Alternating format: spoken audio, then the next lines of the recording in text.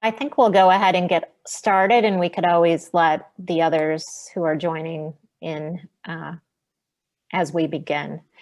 So I just wanted to welcome everyone. Hello. I am Janine Callie. I'm an information services librarian at Reston Regional Library. We're thrilled tonight to be hosting this in partnership with the Reston Runners. This is our second program in a series. Last month we did one on learning how to fall. And that's actually available. We recorded it and it'll be available on our YouTube channel. And I will post that link into the chat in just a little bit. So you could find that there. But we're happy tonight. Tonight's session is on yoga for runners and for walkers. So we're thrilled to have yoga instructor Susan Rose here with us tonight. We really appreciate you spending time with us and leading us through these poses. Let's see. So before I get started, I just want to go over just some few of the logistics for tonight. I'm going to ask that everyone just stay muted during the presentation. And then afterward, we could take questions through chat. That'll just be the easiest way to do it since we have so many participants on the call. So let's get started. I'm going to hand the program over to Caitlin McBride. She is a member of the Reston Runners group, and she actually just did a wonderful job of organizing these programs with us. So we're thrilled to have Caitlin, and she is going to talk about the group a little bit more and introduce Susan. So take it away, Caitlin. Thanks, Janine. Sure. Yeah, like Janine said, we're Reston Runners as a running club in Reston. If you're not familiar, check us out at restonrunners.org. And we're really excited to be partnering with the library to do a little mini virtual speaker series. And yeah, just to tell you a bit about the club, we have weekly walks and runs. We have people of all different abilities, and we meet on different days, and we're really starting back up again now that you know, things are a little better with COVID. But we offer a lot of programming, which we're hoping to continue this year. Like there's a women's training program to get women into exercise. We have a youth program in the summer called Youth in Motion. We have another one coming up this summer as well, called the Interval Training Program to help work on your speed in running. So, yeah, thank you for coming today. We are so glad to have Susan Rose here. She is actually a former women's training program coach. She's also a scuba diver, a marketing content writer, but also a yoga instructor. So we're really excited to have you and to see some good yoga poses for walkers and runners. All right, thank you, Caitlin. I'm very excited to be here tonight. You forgot to add that I also co-own a therapeutic massage center. So, you know, because I don't have enough going on in my life and on my plate. But what is pertinent to tonight is that I am a yoga teacher, and I have also been a member of Reston Runners for many years. I have been a runner, I have been a walker. Walking is currently my favorite form of non-yoga exercise. And so it really makes me happy to share the benefits of having a yoga practice and how it can help runners and walkers, because it really is a very important part of the cross-training program, and one that I, in retrospect, wish I had been more interested in when I was running my half marathons and doing a lot of the races a few years ago. I was not at that time doing yoga, and I think that I would have seen a lot of more improvement, and I would have had a lot more fun if I had had my body conditioned for doing that. So how I'm going to do this tonight, I'm just going to spend a few minutes talking about why yoga is a really important complement to running and walking. And it is important for both of them.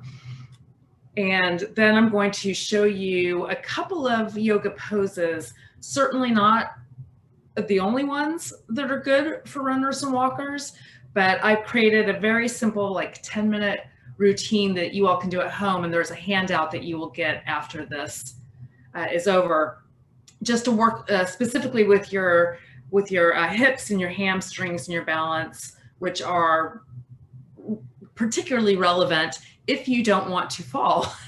I'm sure you learned all sorts of great things in the preventing falling thing, and they probably touched on stability and core strength as ways to keep yourself moving forward instead of face planting. So with that, let me just start with, so I'm going to do a little bit of demonstration here. So I'm going to be going back and forth. This is probably something you all know, but to give you a foundation for why yoga is important and any kind of cross training. When you're running and walking, everything is happening in that forward plane of motion. You're not, unless you're trail running, you're not going side by side. You're not going backwards. You're not bending, hopefully, when you're running or walking. You've got a smooth forward motion. You're maybe moving your hands. I need a bigger space for this. But everything is going forward. So when you're doing that kind of repetitive motion over and over again, it creates an imbalance in your body. And that's how you can end up getting injured and overstressing muscles. Probably, well, I would say more so for runners, the hamstrings are tight, but I walk and my hamstrings are exceptionally tight. And it's because of that, repeating the motion on those muscles over and over and over again.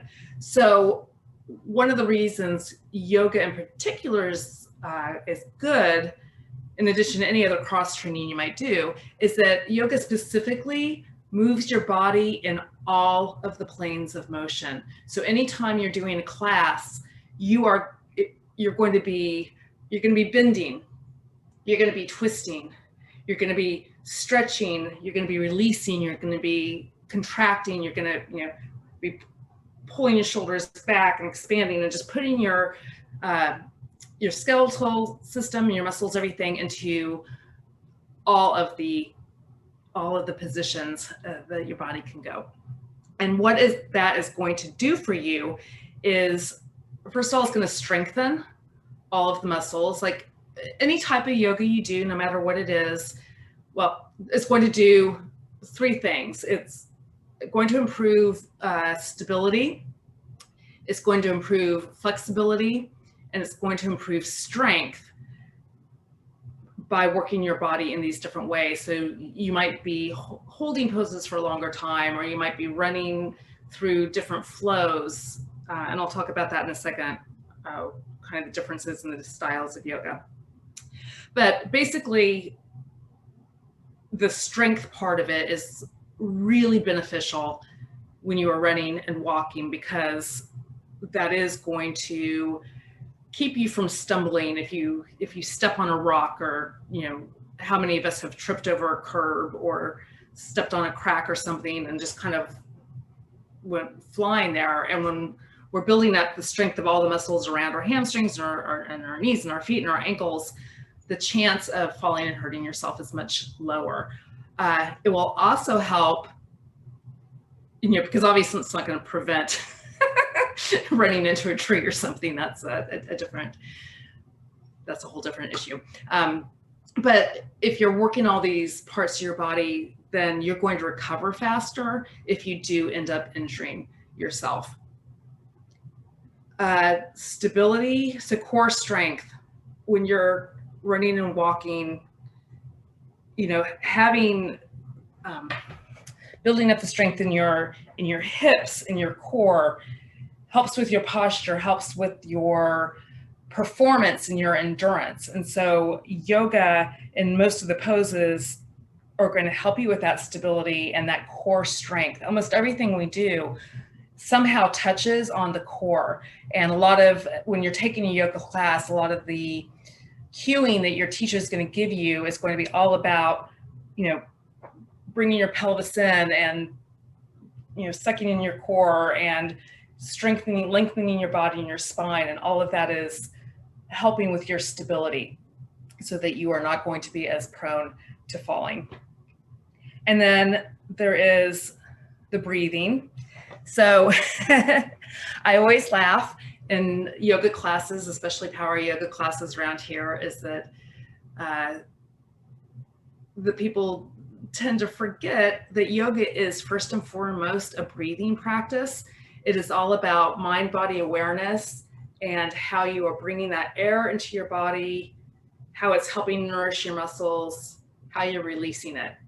And so different styles of yoga are helping that breathing practice in different ways.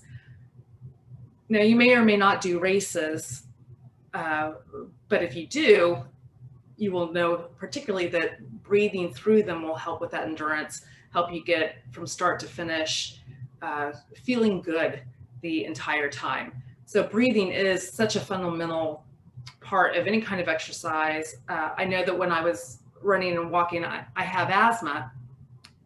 And so working on my breathing practice, doing the yogic breathing, and I'm going to go through a breathing exercise, really made a huge difference in whether I could even entertain the notion of doing a longer race or not, because without the breathing, as my doctor once said, if you don't breathe, you die, which, seemed kind of obvious, but apparently he thought I didn't do a whole lot of good breathing. So yoga is going to help with that.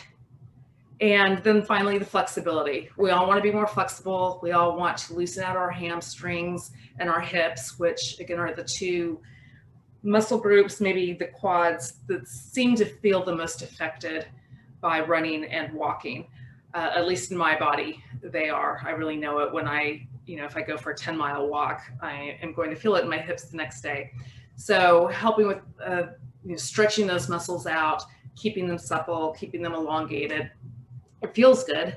It's good for your body. And again, it is going to help reduce the possibility of injury. So that's kind of the overview. And if you all have questions about that, just start putting them in the chat and we'll talk about them at the end. That was pretty high level. People often ask me what the best type of yoga is for whatever they want to achieve. So I just wanted to touch on that because I think this is something that yoga class descriptions don't always talk about. So if your goal is to increase your flexibility, so you really have, those hamstrings are super, super tight. You're at a computer all day, your shoulders are hunched over and are super tight. Yin yoga is what is going to increase your flexibility the most. Yin is when you hold the poses for anywhere from 4 to 10 minutes in them. And they're usually, you go into it and then you just relax your body. And what happens is you're not straining, you're literally, like if it's a forward fold, you just plunked over. As you hold them, it's getting into your connective tissue and it's releasing it. So a lot of times in a yin class, after a few minutes, you'll feel part of your body just go, think, and all of a sudden you have more mobility to get down. So that's, if you want flexibility, yin is your style of yoga. If you want to practice your breathing and get really good at controlling your breath, that's your vinyasa flows, your power yoga, the really intense, fast moving classes that are also an incredible cardio workout. But what they do is they're teaching you how to breathe very intentionally while your body is under stress. So if breathing is the thing you want to practice, then those faster paced flow classes are good for that. And of course, they're also going to help with your strength. But if you really want to focus on strength, the hatha classes that are slower moving, they might have some very gentle flows in them, but they're the classes where you're going to hold a posture maybe for 5 to 10 breaths, and then you can let it go, and then you're going to move into the next one. So Iyengar yoga is a hatha practice that is really great for strength. Anything alignment based is going to really focus on building your muscle strength. I do a combination of all three styles, depending on what I'm in the mood for. So I just wanted to let you know what the different things are, and then you can look and find classes that fit with what your goal is. So with that, I'm going to head back over onto my mat, and I'm just going to quickly demonstrate a couple of good postures for you. So I created this handout, and you'll be getting an email, and at the end there's just a little print out of a short practice. It can be 10 to 15 minutes that you can do after you run or walk that will really make your body feel good and help stretch those muscles out. And you can hold those postures. You can turn it into a yin practice if you want. You can do anything there. So, and if you have trouble hearing me during this, click your little button to raise your hand or something. We were having audio issues, and I usually call in on my phone so that I'm not screaming at the computer so you can see me. But technology, you gotta love it.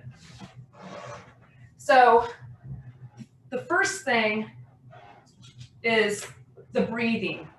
And the standard breathing practice for yoga that you're gonna do throughout the entire class is called Ujjayi Breathing. And it's usually start a class or start a practice by sitting cross-legged or standing up straight in mountain pose. And Ujjayi breathing is an inhale of about 4 to 6 breaths, really depending on your lung capacity, what feels right for you.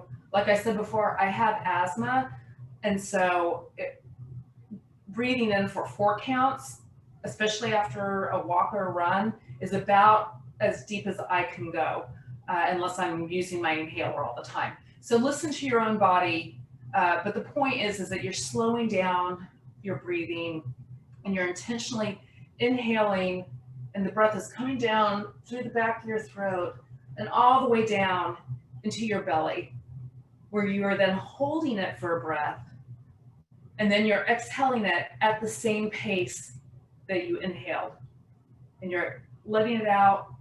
And throughout your class, the Ujjayi is, and I can't do this while I'm talking, you breathe it out through your nose. And when you do that, you're gonna feel like the ocean waves. If you think about being on the beach and you hear the sound of the ocean coming in and out. And that's kind of what the Ujjayi breath feels like. Some people like to equate it to Darth Vader. So depending on what image resonates for you, that is also the Darth Vader sound. But throughout your entire class, you're going to, whenever you do, whenever you're stretching, you're going to be inhaling to that count of 4. And then when you contract, so you're going to the side, you're going to exhale through your nose, and then inhale up and exhale out.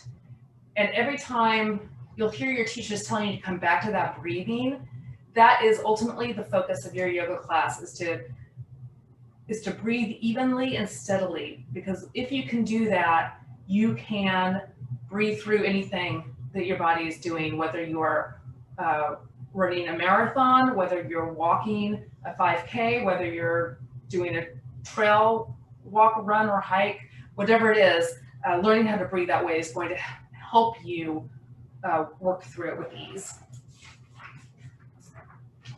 So that is breathing. So hips. Hips are the big thing for runners, right? So there are 3 poses I want to show you that are really fantastic for hips. Some you will love, some you will not. The first one, Fiona, excuse me while my dog starts to bark. Hey, no. The first one is called half pigeon. And you'll see this a lot in classes. You come down starting on hands and knees, And then you bring your right knee over to your left wrist. And then you take a moment to look forward and just even your hips out to make sure that they are level. And then you can fold forward. Did I do that right? I did not do that right. Oh my goodness, what am I doing? Right knee to right wrist. I knew that didn't feel right. It felt too easy. And then you're like, nope. The joys of being at home and having dogs, you all will forgive me. It is the time of day when delivery people come. You stay there. So you're leveling your hips. Depending on how tight your hip is and whether you have knee pain, your foot may be back closer to your left leg. As you can see, mine doesn't go all the way parallel because I have a very, very tight IT band. Once you get your foot where it wants to be and your knee is feeling good, a really important thing in all yoga is that you are never in pain. If you ever feel any sharp pain, you back up out of that posture. And depending on how you've been working out, how long you ran or walked, your body's going to feel different every time. So the big thing is to respect what it's telling you. And if your knee says no, or your hip says no, find an alternative. And I'm going to show you an alternative to this one. So you start here, and then once you find your position, you can come down on your forearms. And then you hold it anywhere from a few counts. In my yin classes, we usually hold this for 4 minutes. And when you're ready, you come back out, you pause, and then you roll over onto your hip. It's always nice to come out with as much intention as you go into it, paying attention to your body the whole way. And an alternative to this, because pigeon can be very painful for people who have either bad knees or some knee pain or really tight hips. So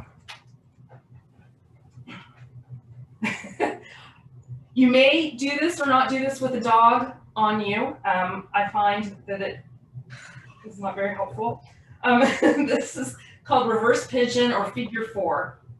So you cross your right ankle over your left, and then you lace your hands behind your thigh and pull it in. And this does exactly the same thing for you that pigeon does. So this is the version I most often do, just because it's not as painful. So there's no need to hurt yourself. So those are the 2 hip things. If you're doing pigeon, I wouldn't do pigeon and reverse pigeon in the same class. Do one or the other, whichever one is feeling better for you. And then we've got another great releaser. It's called bound angle. So you start your feet are together, your knees falling down. This alone is really great. It's going to get into your hips. But what is really helpful after a run or walk is to come into this bound angle pose and then very slowly come down onto your back and sit here for a few minutes. This is going to get into your psoas and your hip flexors and your groin and all this stuff. And it is going to feel fantastic after you have worked those muscles. And I know I was given 20 minutes and I'm there now, so I'm going to try and go through these pretty quickly for you. Moving on to the hamstrings. One that is great for that is down dog, that you all might know. So you can come into that pretty easily from hands and knees. You roll your toes under and press your hips back up, and you're into a V. Your heels may or may not touch the floor, but your arms are straight. You're pushing back into your hips, and your gaze is at your shin there. So, downward dog, you can do this one anytime you want. You can, this is called walking your dog. It's nice to your calves and stretch them out and just kind of feel around what's going on in your body here. So do that one. And you'll notice when you take a lot of yoga classes that you will go into down dog constantly to do your vinyasa. Another great hamstring stretch is forward fold. So you start in mountain pose with your feet together, you're standing straight, your shoulders are back, and then there's multiple ways you can go down. Usually you inhale, your arms up, and then fold forward. You'll hear teachers tell you to lift halfway, and that's just to get more length in your back so that your fold can go deeper when you come down. So just hanging here like this, holding your arms, this is called ragdoll, and it is fantastic for getting into your hamstrings. And if they're feeling tight, you can just kind of bend your knees back and forth to loosen them up and release them a little bit. And then slowly, when you're in a forward fold, you want to come out of it very slowly and be nice to your back when you're doing that. So those are 2 for your hamstrings. And we'll look at balance. I already talked about a mountain pose, Tadasana. But this is, believe it or not, a really great balancing pose. When you put all 4 corners of your feet on the ground, take your toes and press them in, straighten your legs. This is where you can really practice pulling your pelvis in and straightening your back and getting this beautiful length in your spine, rolling your shoulders. You kind of bring them into your hip sockets and roll them back so that everything is in a straight line. And if you stand here like this, focusing on grounding, you will notice that you might start feeling kind of wobbly. And so wonderful balance, especially if you are recovering from some sort of an injury to your legs or something, and you don't want to do any of the other extreme, well, not that any of these are extreme, but this is a very, very gentle, good pose to start a recovery program and just get your balance back. Another great one for balance is tree pose, which you have also probably seen. This is good, I'm not throwing anything out here at you that you probably have never seen in a yoga class. So coming into tree, there's multiple ways, and again, this all depends on you and your body. There's no right, like, perfect position to get into. It's whatever's working for your body today.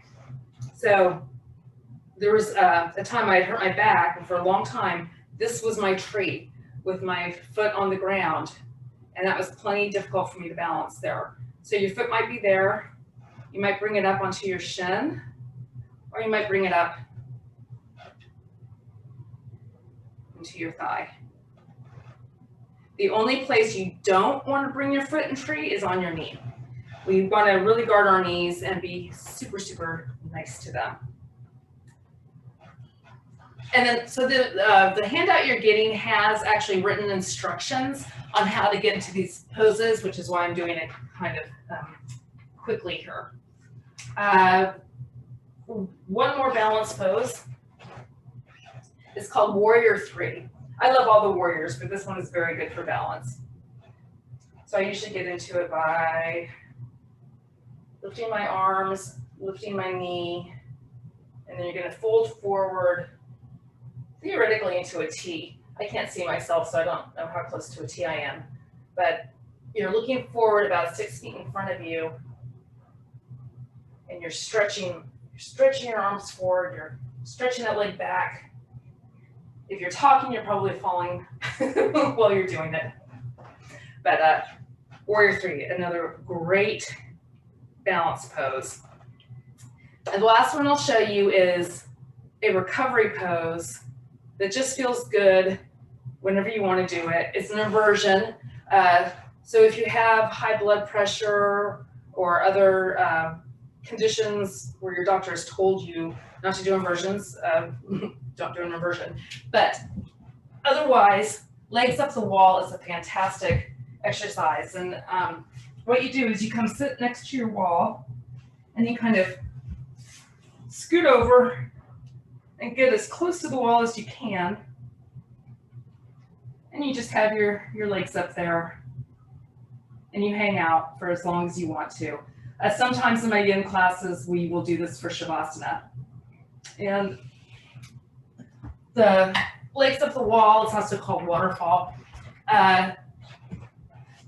It's really good for, it gets the blood circulating. When you're walking and running, all of that blood is going down into your ankles and your legs. And so doing an inversion like that is going to help get that blood circulating again. And some people think that inversion means headstand, which headstands are inversions, that is true. But there's other things you can do that also have the same benefit, such as legs up the wall. And so on that, I will stop talking and take any questions that you all might have. Thank you so much, Susan. So we did have one question during the presentation, and it just basically said, so should these poses should they be done before exercising or after, or either? I wouldn't do it right before. It's like any other kind of stretching that you would do before or after a run is, when you haven't warmed up your muscles yet,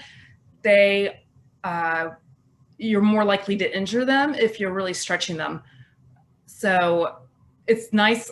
I like to do yoga after I've walked or run, or at a completely different time of day. So you really don't have to do these in tandem with each other. Like you can wake up and do your yoga in the morning and do your run or your walk later in the afternoon. So, I know that there's different philosophies on stretching, and that's basically what you're doing.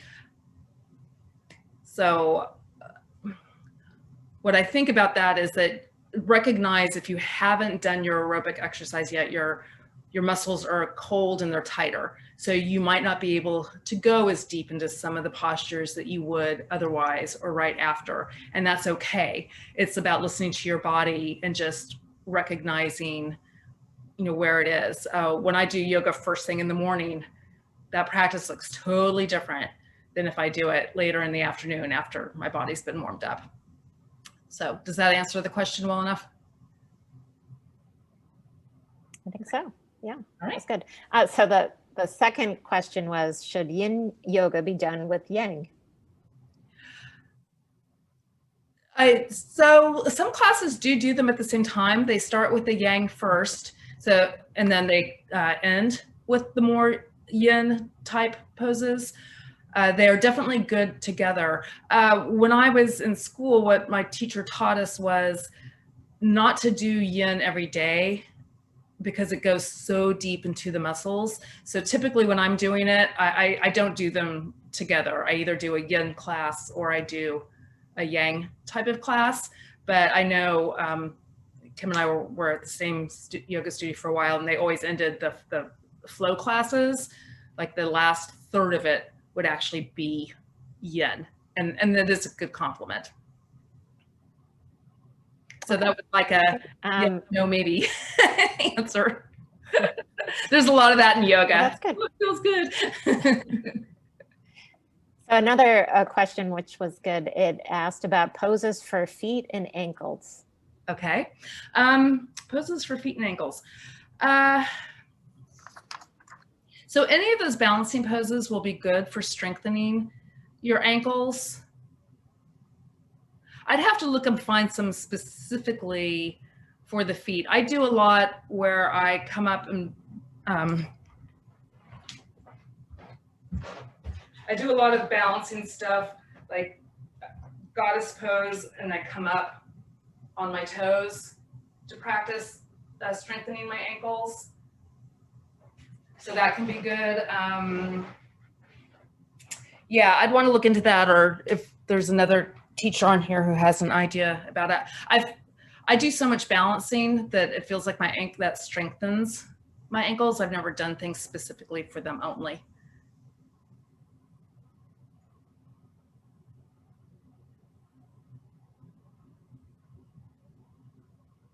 Anything else?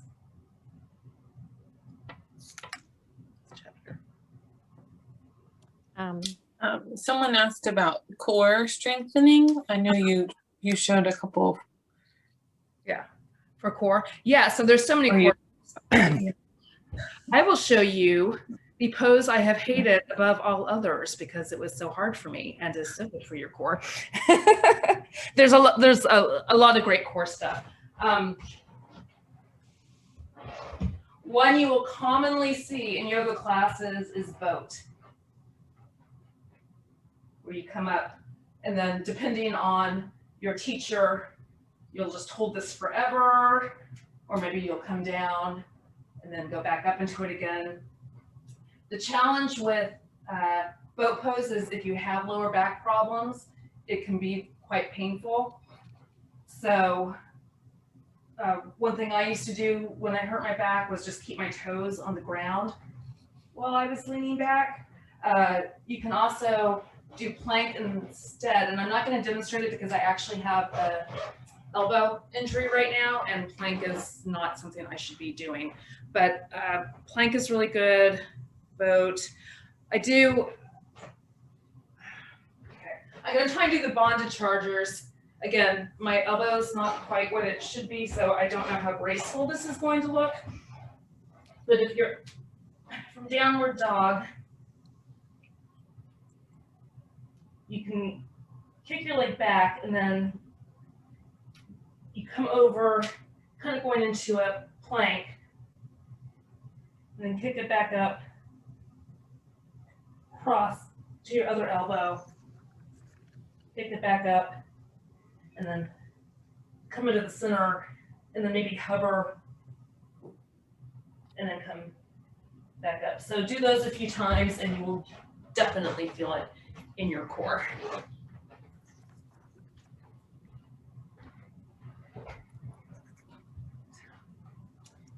So Susan, I'm wondering how we can sign up to take yoga classes with you. Oh, yeah. So in the handout, there is a link to my website, but I will actually drop it in here too. And you can get on my list. I send out a weekly email that has the classes in it. So let me drop that in there for you. I saw the comment in there about the person whose teacher said that yin should come before yang. That's, yeah. You know, I think it's like everything, everybody has their different opinion. That's not how I was taught about it. Anything for the knees. Hold on, Yolanda, let me get this website up here yet first.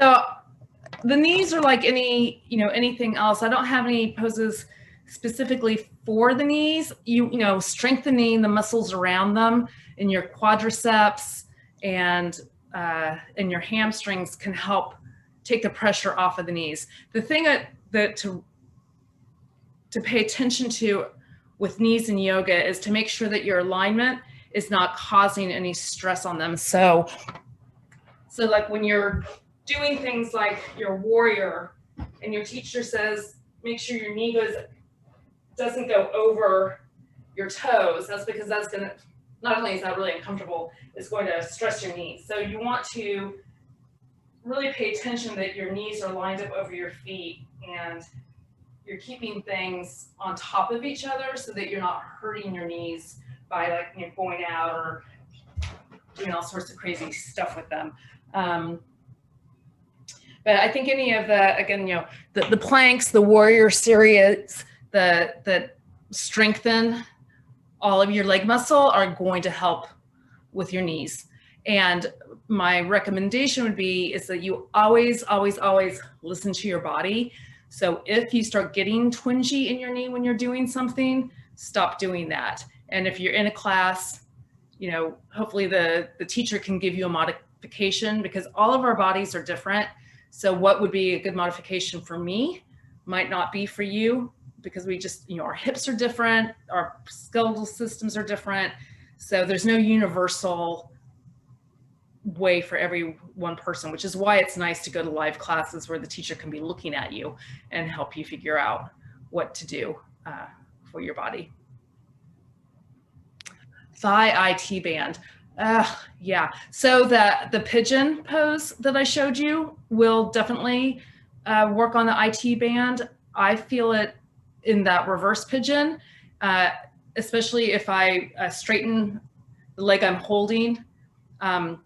I will feel that in my other IT band quite a bit. So I think in the poses I gave you, they should help with the IT band also.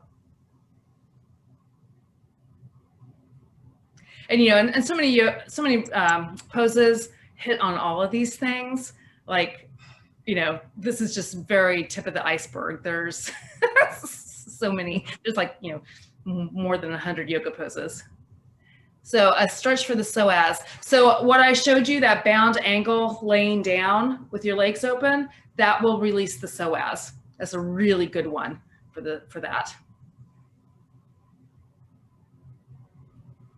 So are the classes for beginners? Yeah, studios will often talk about classes for beginners. I think, in my opinion, and I'm sure that there are many people that would disagree with me, I think if you've never done yoga before, starting with a hatha style class, if you can find an Iyengar class, which are hard to find around here, or some sort of alignment-based class that has a series, those teach you the foundations and the fundamentals, and you really learn how to hold your body in the different poses. Like, I love a good flow power yoga class, but if you don't know how to get into the postures, you have it's very confusing, and I personally think there's a higher risk that you'll hurt yourself doing it. But I'm sure that there are plenty of people who do not agree with me on that.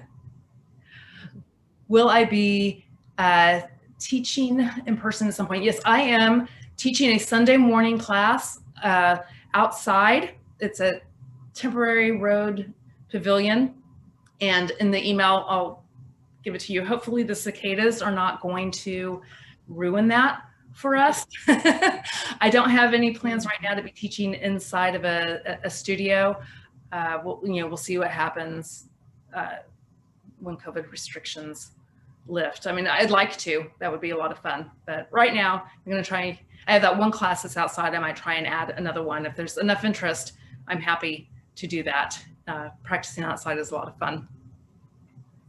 And then, of course, I have a couple of Zoom classes, which are not as much fun, but it's the reality of life right now for a lot of people. Any other? Someone else asked about back and neck stretches. Oh, yes. So neck stretches, a really nice way to start is when you start your practice in your seated pose, and you can do this anywhere, is just to bend your neck over and gently grab your head and pull your neck down. And then you can like shift your head a little bit to see where you feel it. And when you get to that spot that's like, I feel that. And then you can just pause there and hold it. And then just gently bring your head back up and kind of cradling it. So those are really great for your neck. There's nothing else specifically I can think of for the neck. But regarding the neck, there are poses you do that you want to make sure that you're not rolling on your neck and you're not looking like when you're going into a bridge pose or any sort of a shoulder stand, excuse me, or plow. It's really important to make sure that your neck stays flat and your gaze stays up at the ceiling so that you're not twisting your head, because that can strain your neck when you're doing it. And your teacher will walk you through that. They're not going to just say, oh, go into bridge. They're going to, the reason they're talking through those things and giving you those cautions is so that you are staying mindful of it. Because as you saw when I was doing the practices, like talking and trying to think about it while you're doing it is really hard. So having somebody keep reminding you of things is very helpful to keep you on track. And oh, I'm back. Okay. So back the, well, I didn't even go into back bends tonight. That could be a whole other class in and of itself. But there's Locust Pose is a nice one. Oh, I can show you that one real quick to strengthen your back. And Locust is nice after you have done, like I've totally lost my train of thought of when you do Locust.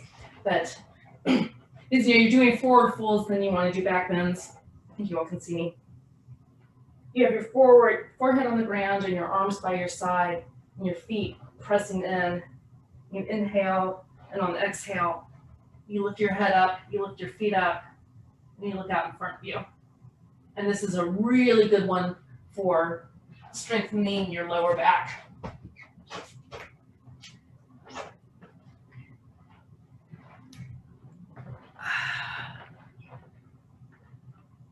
All right, any other questions?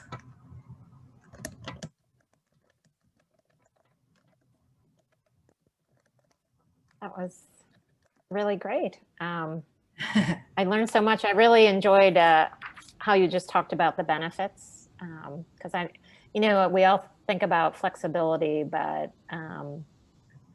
the breathing aspect to it is great. The core strength, and then recovery time. You know, just working through those poses to help with any type of injury that might come up, whether big or small, is really helpful. Yeah, and you know, and it feels really good. Yeah. You know, I think that I know for myself sometimes it's like if it feels good, and then it can't possibly be beneficial, you know. But nice to sit, especially with legs up the wall. I did that. Like I used to sleep like that when I was a child, all the time. Yeah. You know, and I think about that, all these poses that I just naturally did when I was younger. I'm like, oh, I guess my body knew that it needed to release that way. So Yeah, that's great. Yeah. Thank you so much, Susan. That was Yes. wonderful. thanks for Yeah. having me. That was fun to do, and I hope you all find it useful. And I hope that when you get the handout and you see the more detailed instructions, that'll help you work through these poses and do them after your runs and your walks, and or really any time you want to stretch out those muscles and see how it feels. Yeah, definitely. And I hope Well, to see that's great. Well, yeah, we'll follow up with the handout, and then also it usually takes about a week or a week and a half to get the video up on YouTube.